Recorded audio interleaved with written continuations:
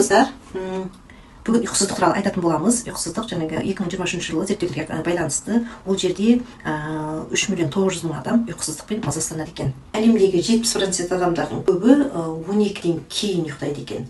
Бұлардың бәрі денсаулыққа өте зиянды, оны барлығымыз білеміз. Негізі біздің ұйықтай алмаудың себебінен біз қатты стресске түседі екенбіз, бүйректі нашарлатады, жүректі нашарлатады, иммундық жүйені нашарлатады, және де миды құрғауына алып келеді, алжудың алдын алып келеді. Сонымен қатар жаңағы тері ауруларына алып келеді екен. Жаңағы теріміздің порларының қатты ашылуы, және де теріміздің қатты тосқылай болып кетуі, аллергияның болуы, экзаменің болуы, ұйықтамау деп айтып жатырмыз. Бұл жерде жаңағы біз үлкен сомадан банктен кредит алған сияқты бізде ұйықтамау ол капиталіне жиналып бүткіл иммундық жүйемізді бұзады екен.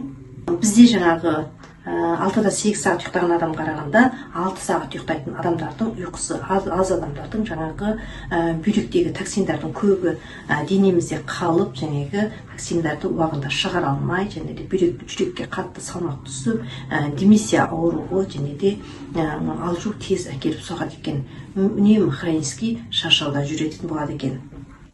Ұйқымыздың сапасының өте нашар болуына байланысты таңертең тұрған кезде өз-өзімізді көтере алмау, денеміздің ауырсынуы, шаршаңқы болу, үнемі көңіл-күйіміздің болмай тұнжырап жүруіміз, содан басқа да жаңағы түсініксіз адам денесінде бой болады екен, ауырсыну болады екен. Негізі көп адамдарда ұйықтап жатады, бірақ сағат 3-4-терде оянып алады. Оянып алып мазасыздық күйге кешеді, ұйықтай алмайды. Сол кезде егерде сіз үнемі сондай жағдай болған кезде сіздің ағзаңызда қандай жағдай болады деген кезде жүректің ритмі нашарлайды екен. Бірде тез соғатын болады, бірде ақырын соғатын болады.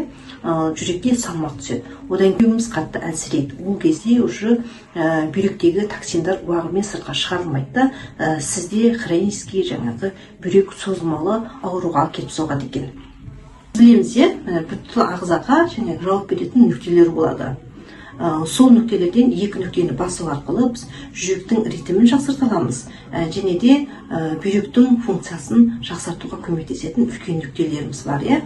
Ол қай жерде деген кезде, міне жерде, алақанымыздағы мына тұрған нүкте лаумүше деп аталады. Осы нүктені басу арқылы күнделікті қашан уақытыңыз болады, осыларды баса беру керек болады. Сізге басу арқылы жүректің жұмысын жақсарта аласыз. Және де табанымызда болады. Табанымыздың мына жеріндегі нүкте, осы нүктені басу арқылы сіз жаңағы бүйректің функциясын жақсарта алатын боласыз. Осы екі нүктелерді басу арқылы жаңағы жүрекпен жаңағы бүйректің жұмысы жақсарады, бір-біріне жылулық сезінетін болады. Жылулық сезінгеннен кейін сізде жылы ұйқыға кететін боласыз. Біз түнгі сағат 23:00-ден сағат 1-ге дейін ұйықтамаған жағдайда не болады деген кезде өттің жағдайда жұмысы нашарлайды, жыл ішінде пузо деп айтамыз ғой, сол жұмысы әлсірейді екен. Оған негізі біз екі өнім арқылы жаңағы оның жұмысын жасата аламыз. Көкөністерді көп жеу керек, және шпинат, және де жасыл бұршақты көп жеу керек болады. Егер сіз 1 мен 3-тің аралығында үнемі оянып алатын болсаңыз, онда сізге сигнал беріп жатыр. Ол жаңағы бауырдағы токсиндердің көбейіп кетуі, үнемі хронический шаршауға келіп соғады. Сол үшін жаңағы сізге көкөністерді, жасыл өнімдерді көп жеу керек болады.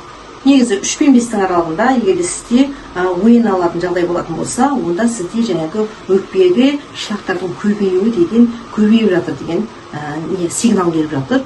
Сіз түнгі үнемі шығып жүрсіз, бірақ сіздің көңіл-күйіңіз болмайды. Үнемі ашулы боласыз, хронический шаршау болады, және де жүректің функциясы бұзылады, және де салмақ қоса бастайсыз.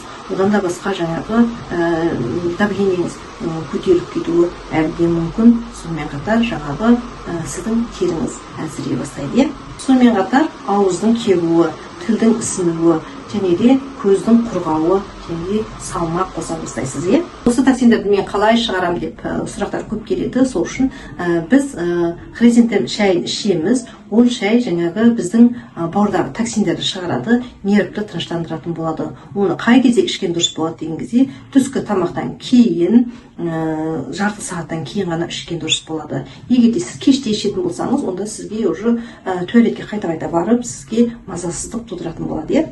40 пен 70 жас аралығындағы зерттеулер алып келген ғой адамдарға. Ол кезде жаңағы адамдарда тұрақты ұйқысыздық деген болады екен. Тұрақсыз ұйқысыздық деген болады екен, иә.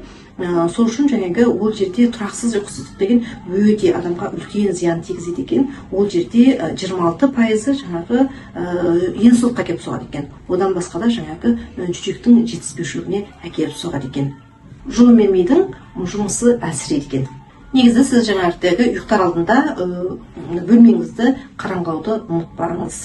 Одан кейін дәнді дақылдарды пайдалануды, жұмыртқа, жаңағы сүт, айран, жеңіл тамақтарды пайдалануды ұмытпаңыз. Ұйықтар алдында көңіл-күйіңіз тұрақты болсын. 30 минут бұрын телефоныңызды өшіріп, басқа жаққа қойып қойды ұмытпаңыз. Және де кальцийді таңертең пайдалануды ұмытпаңыз.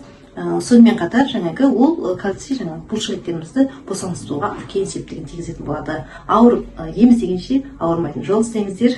Мен сіздерді жақсы көремін. Каналыма тіркеліп алыңыздар.